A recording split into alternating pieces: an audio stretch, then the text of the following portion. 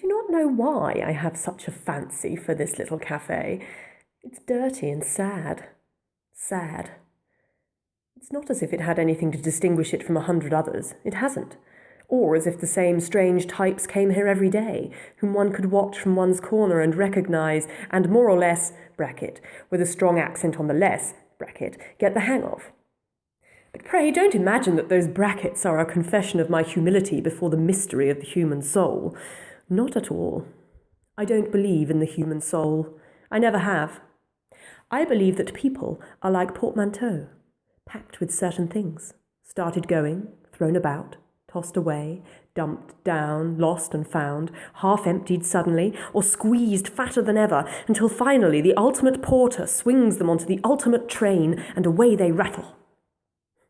No, but what these portmanteaux can be very fascinating. Oh, but very. I see myself standing in front of them, don't you know, like a customs official. Have you anything to declare? Any wines, spirits, cigars, perfumes, silks? And the moment of hesitation as to whether I am going to be fooled just before I chalk that squiggle, and then the other moment of hesitation just after as to whether I have been, are perhaps the most thrilling instants in life. Yes, they are to me. But before I started that long and rather far-fetched and not frightfully original digression, what I meant to say quite simply was that there are no portmanteaux to be examined here because the clientele of this cafe, ladies and gentlemen, does not sit down. No, it stands at the counter. And it consists of a handful of workmen who come up from the river, all powdered over with white flour, lime or something, and a few soldiers, bringing with them thin, dark girls with silver rings in their ears and market baskets on their arms. Madame is thin and dark too, with white cheeks and white hands. In certain lights she looks quite transparent, shining out of her black shawl with an extraordinary effect. When she is not serving, she sits on a stool with her face turned, always to the window. Her dark ringed eyes search among and follow after the people passing, but not as if she was looking for somebody. Perhaps 15 years ago she was, but now the pose has become a habit. You can tell from her air of fatigue and hopelessness that she must have given them up for the last 10 years at least. And then there is the waiter. Not pathetic, decidedly not comic, never making one of those perfectly insignificant remarks which amaze you so coming from a waiter, as though the poor wretch were a sort of coffee pot and a wine bottle and not expected to hold so much as a drop of anything else. He is grey, flat-footed and withered, with long, brittle nails that set your nerves on edge while he scrapes up your 2 sous. When he is not smearing over the table or flicking at a dead fly or two, he stands, with one hand on the back of a chair in his far too long apron, and over his other arm the 3-cornered dip of a dirty napkin, waiting to be photographed in connection with some wretched murder. Interior of cafe, where body was found. You've seen him hundreds of times. Do you believe that every place has its hour of the day when it really comes alive?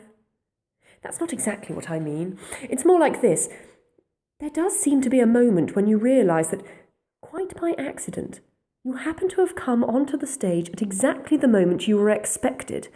Everything is arranged for you, waiting for you. Ah, master of the situation. You fill with important breath, and at the same time you smile, secretly, slyly, because life seems to be opposed to granting you these entrances, seems indeed to be engaged in snatching them from you and making them impossible, keeping you in the wings until it is too late. In fact, just for once, you've beaten the old hag. I enjoyed one of these moments the first time I ever came in here. That's why I keep coming back, I suppose. Revisiting the scene of my triumph, or the scene of the crime where I had the old bitch by the throat for once and did what I pleased with her. Query. Why am I so bitter against life? And why do I see her as a rag-picker on the American cinema, shuffling along wrapped in a filthy shawl with her old claws crooked over a stick? Answer. The direct result of the American cinema acting on a weak mind. Anyhow, the short winter afternoon was drawing to a close, as they say, and I was drifting along, either going home or not going home, when I found myself in here, walking over to this seat in the corner. I hung up my English overcoat and grey felt hat on that same peg behind me, and after I had allowed the waiter time for at least 20 photographers to snap their fill of him, I ordered a coffee. He poured me out a glass of the familiar, purplish stuff, with a green wandering light playing over it, and shuffled off, and I sat pressing my hands against the glass because it was bitterly cold outside. Suddenly I realised that, quite apart from myself, I was smiling. Slowly, I raised my head and saw myself in the mirror opposite.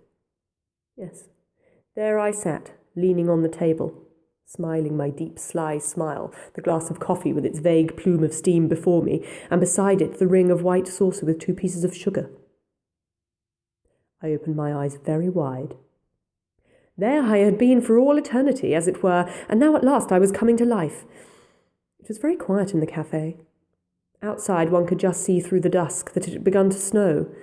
One could just see the shapes of horses and carts and people, soft and white, moving through the feathery air. The waiter disappeared and reappeared with an armful of straw. He strewn it over the floor from the door to the counter and round about the stove with humble, almost adoring gestures. One would not have been surprised if the door had opened and the Virgin Mary had come in, riding upon an ass, her meek hands folded over her big belly.